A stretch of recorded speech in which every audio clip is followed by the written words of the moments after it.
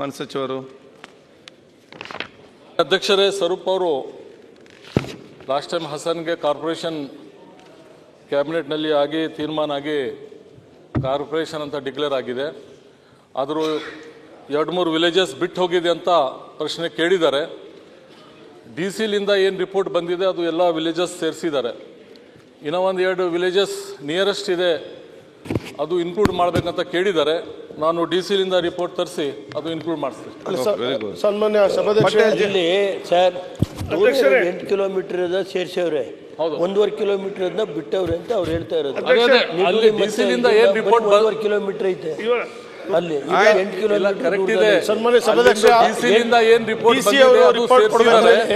ಈಗ ನೆಕ್ಸ್ಟ್ ತಾವು ಏನು ಹೇಳತ್ತೀರಿ ಅದು ನಿಯರೆಸ್ಟ್ ಮಹಾನಗರ ಪಾಲಿಕೆಯಾಗಿ 3 ವರ್ಷ ಐತೆ.